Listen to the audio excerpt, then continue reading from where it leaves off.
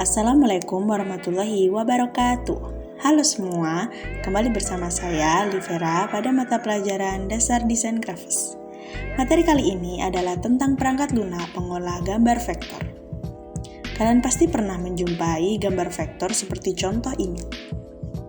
Gambar vektor ini diolah dengan menggunakan sebuah perangkat lunak, yaitu salah satunya CorelDRAW.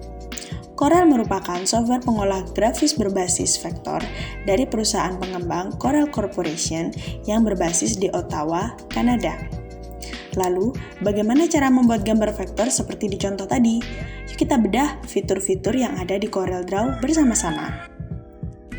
Kali ini saya menggunakan CorelDRAW versi X7.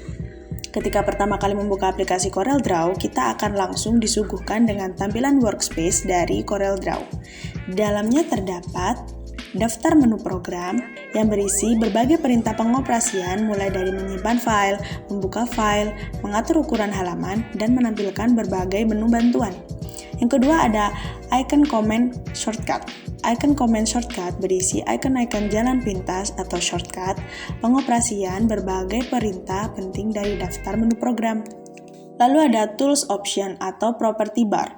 Isi bar ini adalah properti dari toolbox dan akan berubah-ubah sesuai dengan jenis tool yang dipakai dan macam objek yang tengah dipilih.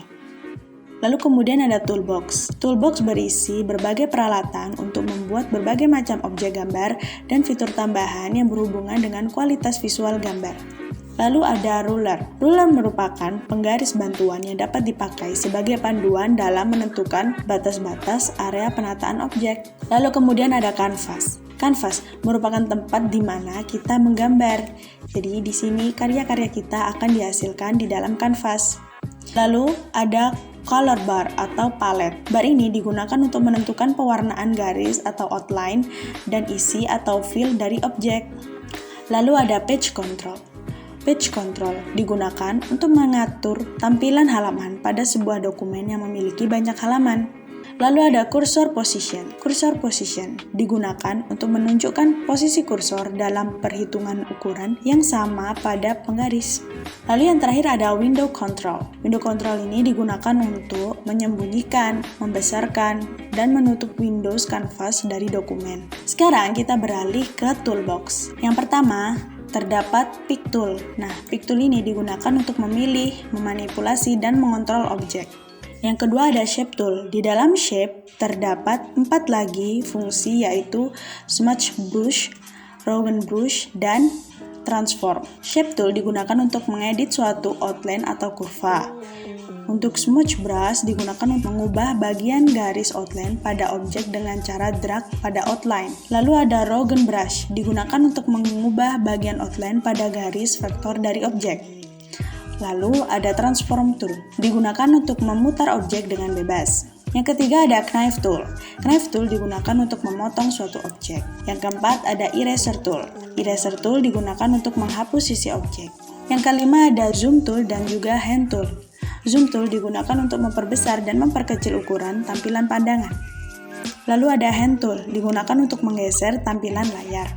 Selanjutnya ada icon Bezier.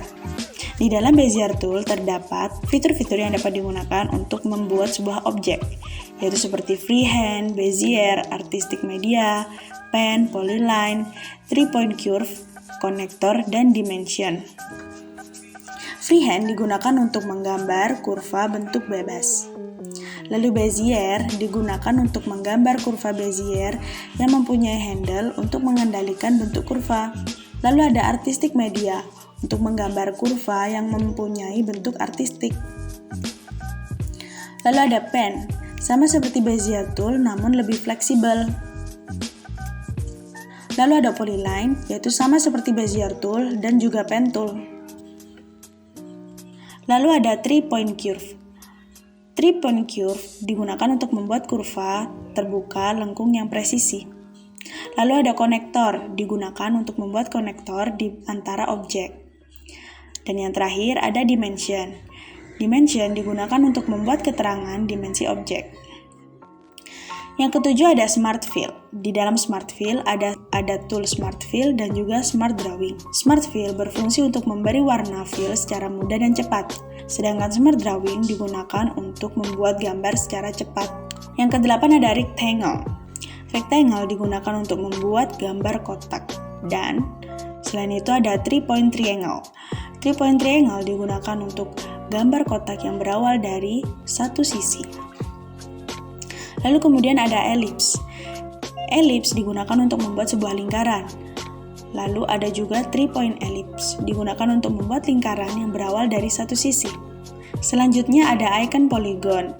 Nah, di dalam icon polygon terdapat polygon sendiri, lalu ada star, complex star, graph paper, dan juga spiral. Polygon digunakan untuk membuat gambar segi banyak. Lalu star digunakan untuk membuat bintang.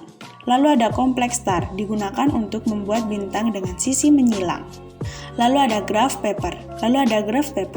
Yang digunakan untuk membuat kotak yang terbagi dari beberapa grid. Lalu ada spiral, yang digunakan untuk membuat spiral. Selanjutnya ada text tool. Text tool berfungsi untuk mengetikkan suatu teks atau paragraf. Lalu ada table tool. Table tool berfungsi untuk membuat tabel yang dapat diisi teks atau data seperti program aplikasi pengolah angka. Lalu ada eyedropper dan paint bucket. Eyedropper tool digunakan untuk mengambil warna dari suatu objek, sedangkan paint bucket tool digunakan untuk mengisi warna ke suatu objek. Selanjutnya ada outline pen, digunakan untuk mengatur outline dari sebuah objek.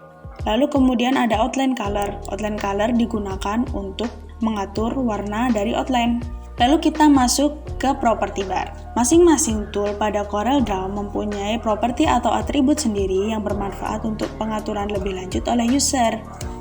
Berikut beberapa property bar berdasarkan tool yang dipakai. Yang pertama ada property bar pick tool. Digunakan untuk merubah atribut halaman kerja mulai dari ukuran halaman, orientasi, lalu unit, dan lain-lain. Yang kedua ada property bar shape tool. Digunakan untuk mengedit sebuah kurva, garis, outline, dan sebuah shape atau bentuk. Lalu yang ketiga ada property bar free transform tool. Digunakan untuk mentransform atau merubah orientasi objek secara cepat, mulai dari menggeser, memutar, merefleksi, memperbesar atau memperkecil, dan memiringkan sebuah objek. Lalu yang keempat ada property bar zoom dan hand tool. Berguna untuk memperbesar atau memperkecil pandangan area kerja atau objek yang terseleksi. Lalu yang kelima ada property bar artistic media tool. Ini digunakan untuk mengatur settingan ketebalan, kelembutan, dan gaya dari media lukis kita seperti kuas, alat semprot atau spray, kaligrafi, dan airbrush. Lalu yang keenam ada property bar rectangle tool. Property bar rectangle tool digunakan untuk pembuatan round corner dengan radius berbeda tiap sudutnya.